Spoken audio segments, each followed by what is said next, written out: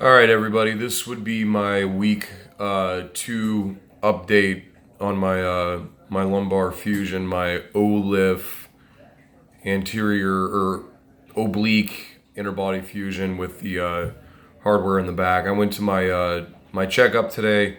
It hasn't been quite 2 weeks. I had it on February 8th. Today, I believe, is the 21st. So, I'm a day shy of 2 weeks, but. Anyway, last 2 nights were real bad. Had a lot of muscle spasms, a lot of pain. But that's also because when I left the hospital, they only gave me 7 days worth of pain pills. They gave me 7 days worth of Percocets, and I think I told you 7 days worth of Valium. And I tried stretching those over 2 weeks. But when you're talking about taking a Percocet, 5 milligram Percocet every 8 hours after you just had a major back surgery, that's not a lot of pain relief. First couple days I was okay, but then everything starts to really set in. The numbness wears off, and everything gets out of your system. But I went to my follow-up appointment today.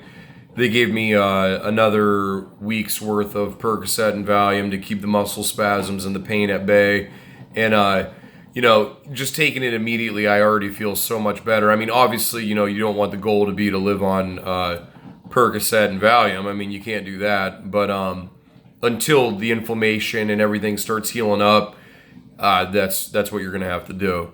I will say this. I don't have any back pain. Where my back has hurt me, and I know I'm only 30, but this is my second back surgery, like I've said. And I've had back pain since I was in high school. I'm talking like, my back hurt in high school all the time. I still used to lift and do all those things, but sorry, I gotta take this hoodie off. I'm getting hot. I still used to lift and do all the things I like to do, but I would always, at the end of the day, my back would hurt really bad. But at any rate, my back does not hurt at all. The areas all around my back hurt really bad, but I know that those will get better because that's where I'm cut and all that. They took all my staples out of my butt cheeks today. Those lower, I think it was in my second or maybe my third video I posted. You kind of were able to see it quickly. My bandages that were on my butt, they took those off. The ones on my back are still, the glue's falling off still. They're still swollen. She said, the pain's going to go down. It's just a matter of, keep icing every 20 minutes or so. I do 20 on, 20 off. I'm trying to just move around a lot. I only walk in my house. I have a tiny house, and I just pace back and forth, back and forth. I lay for about 40 minutes. I get up, I walk for 15 to 20 minutes. Each day I try to do a little bit more. And I think I do like 1.5 to 2 miles in the house throughout a 16 to 18 hour period, because I only sleep for 5 to 6 hours.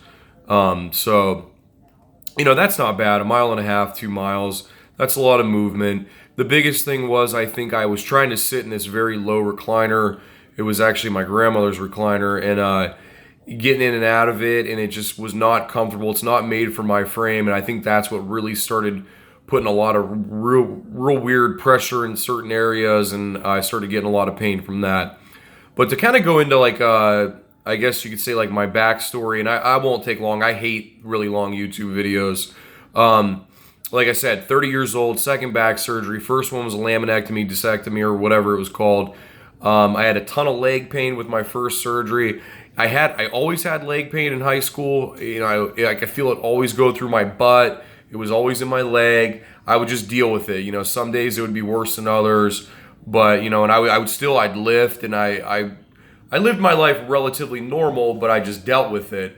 And it got to a point where I just completely collapsed, couldn't deal with it. I was getting injections, just eating Vicodin like they were Tic Tacs, you name it, gabapentin. And I was on 9 of them a day, 8 tramadol, and then people, would give me medicine to take, and I would take that because I didn't have insurance at the time. This was 10 years ago or 8 years ago, and So anyway, I got that surgery. It helped my leg pain. I still had back pain, but it took that excruciating, debilitating leg pain away. And my surgeon told me, you're going to need to get your back fused eventually, but this will just buy you some time since you're only 22 years old. So I did it, and I'm glad I did it. And but I lived with back pain, and I think they called it that SI, that sacroiliac joint pain. And I mean, that's what I was going to the chiropractor for 2 years for, was my back pain and that SI joint pain. And man, that SI joint, I mean, when it would pop out, which was almost daily, completely debilitating, so hard to even move. I'd have a back brace on from my surgery, and I'd have that sucker strapped as tight as I could possibly do it. And nothing, Tramadol, Motrin, whatever, all those over-the-counter ones, plus Tramadol, plus the back injections and the brace and all that. It got to the point where nothing was making it better. Going to the chiropractor would help. Sometimes I'd leave the chiropractor, drive down the street, and I'd be in just as much pain as right before I went in. I mean, she was a great chiropractor, and she, like I said in my prior video, she's the reason that I made it through the 2 years along with my pain management. But I also decided to get the surgery because they wanted to, every time I would go to pain management, I was on Tramadol for like on and off for like 8 years. And, then they started, with the, adding the gabapen in, and then switching from that to Lyrica, and then wanting, what was the last one? I'd go in and they'd say, oh, well, we can only prescribe you half of the Tramadol that you're used to taking. And I'm like, well, no, I need all of it because I take all of it. And they're like, well, the government is cracking down, so we can only give you half of what we used to give you. And so I'm like, oh, well, I mean, you don't really have a choice. So then you start taking like 6 to 8 Tylenol a day with your Tramadol, with your back adjustments. Then I go into the pain management to get my script filled, and then they say, oh, well, we're just not giving you Tramadol anymore. You're going to start taking the max dose of Cymbalta along with some other depression medication. And that's when I said, this is bullshit. I'm not a guinea pig for you guys to just keep trying different medicines on me and stuff like that. I was getting moderate relief with the Tramadol. Then you cut it in half. My pain went way back up through the roof. And then you wanted to get rid of that. They didn't care about me going through withdrawals, getting off of it, or anything else. They just were like, yeah, well, you just have to deal with it. Just take the Cymbalta, and tough luck. So anyway, all of these things, I exhausted all my opportunities, all my avenues I think that I can go down, besides acupuncture, which was the only one I didn't try, which I did have an acupuncture mat, but I never went and actually got real professional acupuncture. But anyway, I exhausted everything, and I finally felt, I prayed about it, and I felt God, like I just felt like, Lord, I mean, I've done everything I could do, so I mean, I need your help, and I felt comfortable to get the surgery. But I guess to go into that backstory was to just tell you, make sure that you do try everything, because it is a life-changing surgery. I mean, you have steel in you, you're not going to be able to move the way you used to. I mean, maybe you will, we'll see. But most people can't. And, you might have future complications or whatever else. But with all that being said, don't be scared. Like I said, just try everything you can. Exhaust all your avenues that you can. And I know some situations it's an emergency. You fall flat like I did the last time, and you have to get surgery immediately, and there's nothing you can do. But if you're in my boat where you're going to work and you're, taking pills every day, all day, getting adjusted, and you're just cranky, and it's more than cranky, it's debilitating. Like, you literally just, you hate going to bed, you hate waking up, you hate every part of the day, because the only thing that's on your mind all day long, even in your dreams, is your back. Then you know that you got to do something more about it. And that's where I was. I knew I had to.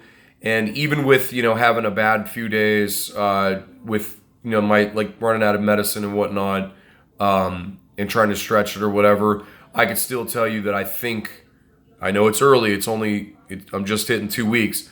It feels so much better as far as down in my spine goes than I've ever felt in my life.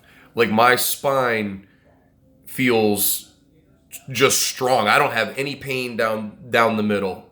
There's no pain there. It's all on the sides and wrapping all like hip and thigh pain. But they said that's all from the incisions and things like that, because I mean they did go in through my side and whatnot. So this is my weekly update.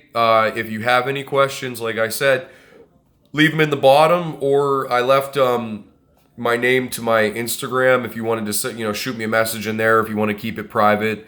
I'm more than willing to answer it.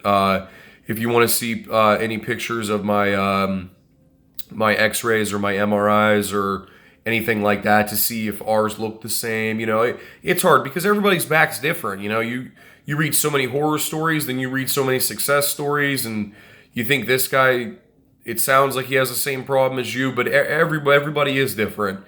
So, and it's scary. It's nice to have somebody to talk to. So anyway, leave a comment if you want to. I'm not looking to try to make like some famous YouTube channel or anything. You don't need to like subscribe and all that crap. But if you want to talk about it, hit me up on Instagram, hit me up in the comments. Other than that, I will continue to make a weekly video. By the way, also too, week 2, going to the bathroom regularly every day. I'm able to take a shower. I have my little wall grabber that I grab on. I use a cane. I'll carry it around just out of like, if I'm not feeling 100% that day, just in case something was to happen. But I don't actually use it as the cane. It's more like a fall-safe thing at this point. I did have to drive. I live in Youngstown, Ohio. I did have to drive all the way to Cleveland for my appointment today. My wife drove me. I had the seat reclined all the way back, ice pack on the way there. They filled my scripts there, thank God, so I was able to take the medicine, and the ride home wasn't bad at all. So I mean, that to me that's very impressive for a major back surgery, 13 days out. So I'm praising God, and I'm happy where I'm at right now. But like I said, I'll keep the weekly videos coming. All right, bye.